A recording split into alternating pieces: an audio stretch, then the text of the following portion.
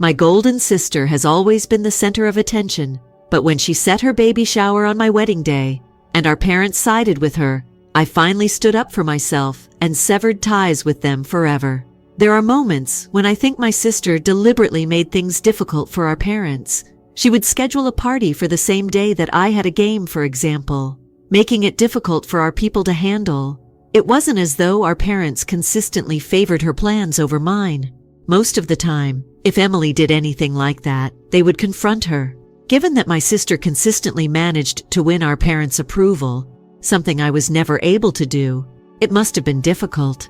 As awful as it sounds, it seemed like Emily was attempting to be the ideal daughter by studying our parents. She would associate with the individuals they liked, enroll in the classes they desired, and never challenge them. She seemed to go to great lengths to satisfy their notion of the ideal child. That's not who I was, and I eventually found my own identity. It goes without saying that I never disobeyed my parents by running about using drugs and getting women pregnant. However, there were moments when I chose to pursue interests other than my father. Even though it's just implied, Emily did end up being our parents' favorite because of how hard she strove to follow the model they had established for her. Emily was therefore practically one step away from the spotlight, even though she couldn't handle it all in those days. The worst thing really was that she only did this in a very clinical way with her parents. It was like she had a code in her head that said, "If I go golfing with Dad, he'll like me." She liked to brag about it, claiming that she knew better than anyone how to win over her parents. I'm not really into that. Come on, our relationship grew increasingly tense as we got older. We hardly spoke by the time I was 24. After she accepted a job abroad, our communication flow furthered downward. Sincerely, I was quite appreciative. Emily also ended up getting married during the pandemic, but we were unable to see her. My parents were clearly upset by this, and I understand their perspective entirely. In order to avoid drawing attention away from Emily's wedding, I decided against popping the question to my wonderful partner Alice at the same time. We did our best to participate online, and once everything had calmed down, I made my engagement known. The wedding was scheduled for 2023. Emily was also invited, and this was her first visit to the United States. After a while, she made the decision to take advantage of it and came to live with our parents for around 6 months, choosing to work from home during that period. She revealed that she was in her first 3 months of pregnancy when she returned. For our family, it was a huge deal, and I was truly delighted for her. But when she began acting more like herself, things changed. She was just as excited about organizing her baby shower as she had been about organizing my wedding, and she got into it way in advance. My parents were too busy spending time with Emily to give me advice about anything wedding related, and she even boasted about it in a passive-aggressive way. And that's when the real mess started. She chose to have her baby shower on the day that I got married. I blew a fuse as soon as I learned. At our family gathering, I informed my parents how unjust this was. And to my amazement, Emily's husband was the only person who seemed to be somewhat on my side. My sister was often glaring at him, so he was unable to say anything, but he felt that since I had publicized the date beforehand, it wasn't right for him and Emily to take over after. Emily entered then and gave a big speech about how it was her first time back in the nation. The way she guilt trips us over missing her wedding and not coming is ridiculous. Really? Even if we had wanted to, we were unable to go. It was forbidden by law.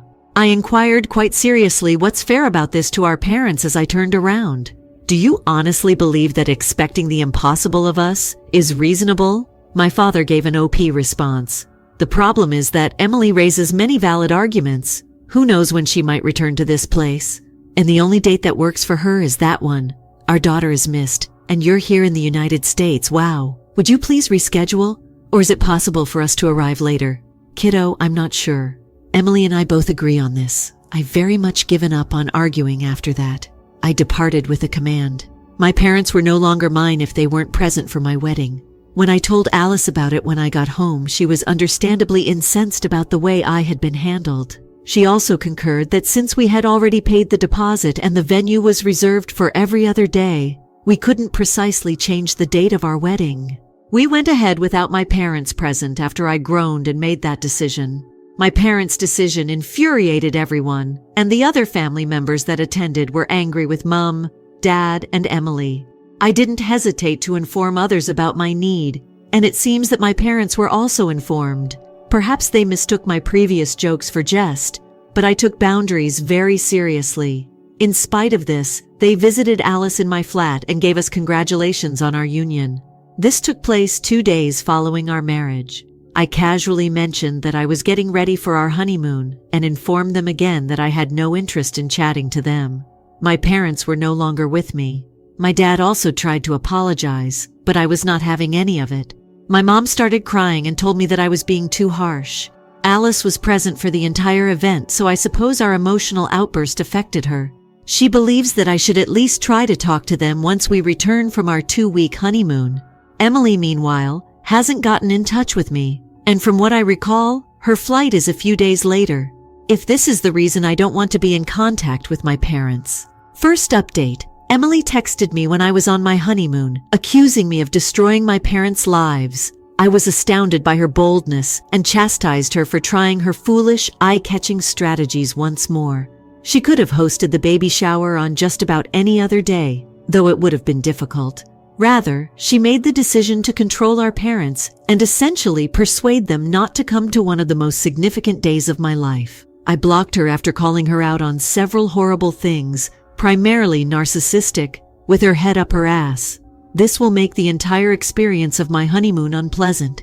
If I continue to receive communication from these people, to be with my wife, I believe I'll just keep my phone incredibly far away from me. I'll make things right after I return home.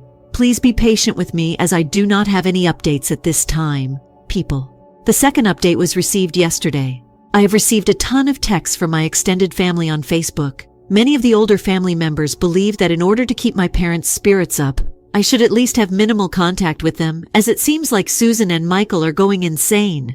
Sincerely, I'm not sure if I want to, but I feel like I should at least accept my sister Emily's apology. But once again, she's fled the nation, leaving me to bear the brunt of her criticism. Of course, a lot of people believe that she is at fault, but they also believe that since I am the one present, it is my duty to make amends with my parents. Ultimately, though, I'll make the final decision. After my honeymoon, Nathan thought I should think about talking to my parents, but after hearing more about my dynamics with Jenny, he realized how complicated things were and decided not to press the issue. Given the circumstances, I am grateful for his understanding. I've had some time to collect myself as well. I may think about getting back in touch with my parents, but I'm adamant that I will no longer put up with their favoritism towards my sister. I'll make an effort to get in touch with them, but I believe it would only be just to let them know that they should be held accountable for their failure to attend my wedding. I then gave Susan and Michael a call and expressed my emotions to them. And surprise of surprises, they still find it difficult to admit when they are wrong. That, in my opinion, proved far more than I had anticipated, and I don't feel bad about cutting them off at this point. It's unbelievable that I believed they could offer me a sincere apology. Conversely, Jenny contacted to let me know that she had come to the realization that she was at fault. It seems that after learning about the family circumstance, her husband became enraged with her for allegedly causing a rift. It seems that he was more inclined than I had assumed to defend his viewpoint. I informed her that although I accept her apology, it does not imply that I will get in touch with my parents. I suppose the conversation was still a little raw, and to be really honest, I'm weary of always being their backup option. It doesn't seem like a decent parenting style to me that they only show me love when Jenny isn't present. I don't mind if we don't communicate, as long as my parents don't alter visibly. Since your parents and Jenny are the ones who are encouraging this behavior, AJ and I believe that there is more toxicity coming from them. It appears that they ought to have ended this circumstance far sooner. It is my view that none of these three will be able to provide AJ a sincere and direct apology. After going through the most recent upgrade, it appears that she finally offered an apology when her spouse challenged her. You really deserve better than this dysfunctional familial environment. AJ's next story. I'm a 27-year-old man who studied computer science and now works in technology, earning a solid living. I enrolled in an MFA program in 2021 after deciding to follow my passion for writing because I like to entertain and my house is somewhat near to the university. I started throwing the cohort informal get-togethers. It's small, only 10 or so individuals a month, but it helped us all grow from acquaintances to close friends. A dorm party is not as pleasant as these ones. Think cheese and wine, nothing too elaborate. I also invited the new batch of pupils that started in 2021 to the celebrations. During our initial talk, I made a mistake with a young woman who was around 21 years old. She said, "Oh, Vienna," when I told her about my trip there in the summer. After that, the conversation kind of stalled. I was a little ashamed because I thought I might have come across as arrogant, even if I didn't mean to do it. She doesn't seem to like me at all after then, which is especially evident given my financial circumstances. She is constantly criticizing wealthy people, landlords, and oppressive capitalism with a mocking tone. She is aware that I occasionally let another student use a room. One time she dressed up as a Somalian and mockingly evaluated the wines I had on the table. Though I realize that I'm not the target of all of her animosity, it still feels really awkward. I understand that she came directly from undergrad to the MFA program and lives a penurious artist lifestyle. However, I have never felt the same with other students, even though a few of them had comparable backgrounds and political beliefs. I had thought that she would simply not show up to the last few gatherings. However, she has been present at every event. My self-consciousness over my attire, the food and beverages I provide, and my words during conversations has significantly increased. To be honest, hosting is dull and tiresome when she's around. It's clear that I no longer wish to extend an invitation to her. The problem is that, over the past few years, the students in the program have come to regard these gatherings as something of a tradition. To leave out just one individual from the group is strange. I know I have a place at the party, so in theory I get to choose who gets invited. But considering the past of similar events, it's a precarious situation.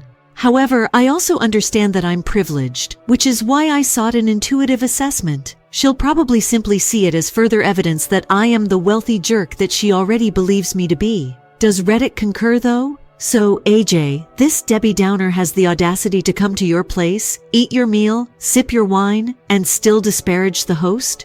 No, you wouldn't be doing yourself any favors if you didn't inform her that she is no longer invited. It's one thing to do it tactfully though. Talk about her hurtful remarks about you with a few of your friends who you both have. Her vitriol must be really uncomfortable for them to listen to.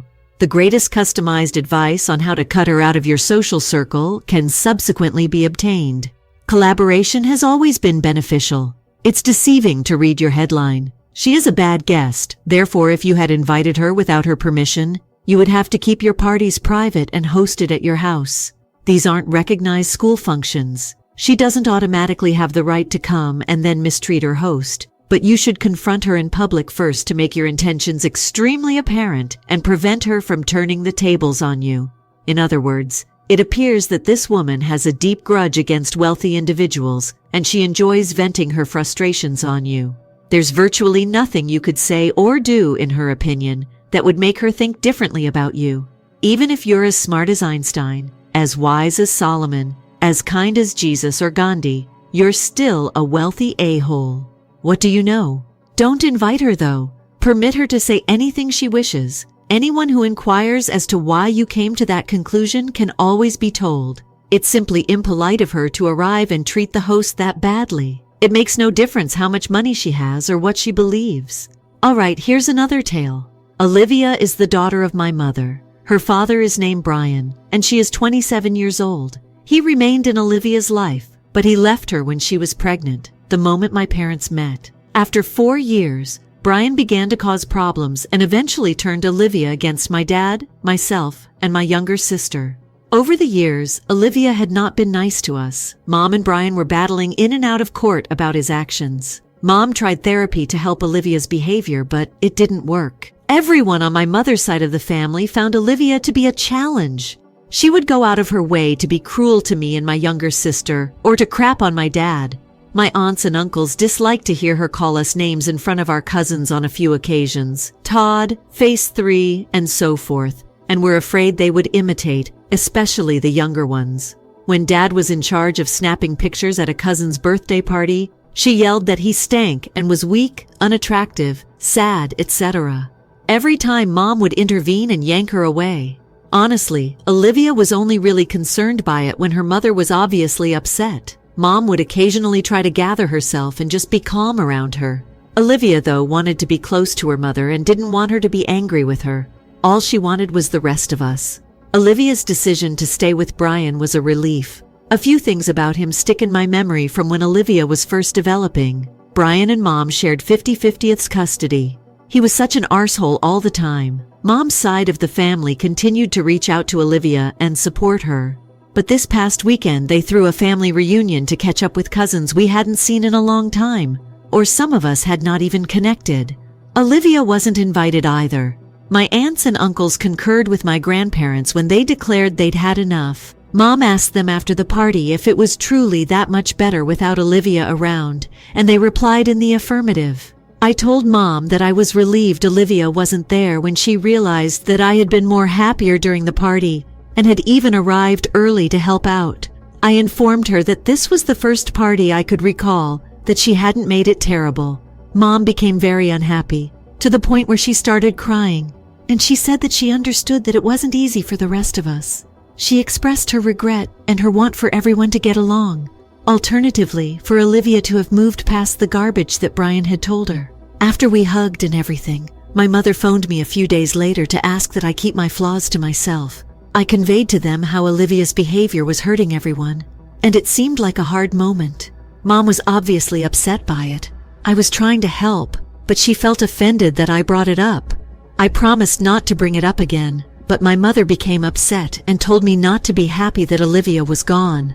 It's difficult to talk about family matters. Feelings are strong. I feel awful right now.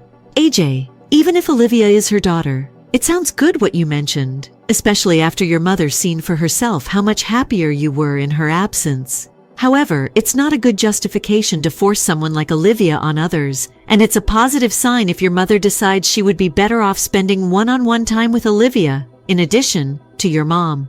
When she asked people if it was easier to not have her eldest around, she received frank responses. I wonder if she and her grandparents had the same conversation.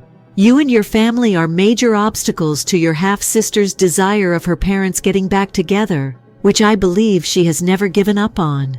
In an attempt to receive her mother's full attention, she tries to shove them away. Therapy would be beneficial, but your mother is a jerk for seeing your anxiety and subsequently relief, inquiring about it, and then brushing it under the rug and requesting that you hide it. This is equivalent to growing as a person.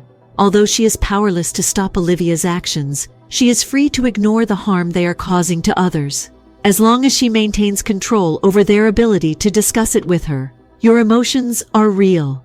Next narrative. My residence consists of 2 modest 2-story apartment buildings, each housing roughly 20 apartments. The parking lot is shared by all buildings. My 4-year-old boy requires particular attention. And is it a special needs preschool where a bus comes every weekend at 7:15 a.m. to pick him up and drop him off, and 15 minutes after 3? Basically, the way it operates is that the car pulls up to the side of the lot that is closest to my apartment.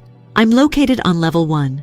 After the driver honks a few times, I rush outside with my son through our back sliding door to board the bus in the afternoon. Same thing. I wait for the honk to sound before racing outside to help him off the bus once or twice. We weren't ready at precisely 7:15, so the vehicle had to honk twice. I should also mention, waiting outside is not an option because most mornings in the Midwest where we reside are bitterly cold. 2 notes regarding the honking have been left on our front door. Subsequently, a neighbor told me today that was your fault. I've been wondering who's been honking all along. This system seems to be working fine to me. We're not infringing on any noise ordinances, and my son needs this special bus since he has autism. Although we've had numerous complaints, I don't see anything inappropriate about the method we have in place. I have no intention of stopping the car from honking, but my wife believes that we should. Due to his disability, we have every right to send our son to school whenever we see fit. Nothing wrong with a few of honks twice a day. But she feels ashamed about the criticisms and believes we ought to act differently. I therefore wish to hear other viewpoints. Therefore, me too. Naturally. Additionally, why? You bear full responsibility for it. Wait for the bus outside. The driver is not notifying you with a honk. The driver is irritated that there are essentially so many other parents who are capable of getting their child ready and waiting for the bus. You don't have to let the rest of the flat complex suffer through a loud, unsettling noise at the crack of dawn just because you're lazy. Just throwing out a query. Despite the fact that your son has special needs, the bus arrives and departs at the same time every day. This is unrelated to making modifications for your son's needs. This relates to the way you schedule yourself. You are on the ground floor, OP. Hold out by the door. Watch through a window to see when the bus is approaching, both in the morning and the afternoon. Issue resolved. Although it's not technically illegal to make noise, it annoys me that the bus honks in the morning and again in the afternoon when most people are waking up. For what reason should I why too? And give up on the my son is disabled game. The honking is entirely related to your incapacity and laziness to glance out the window at 7:15 a.m. every morning, not to his autism.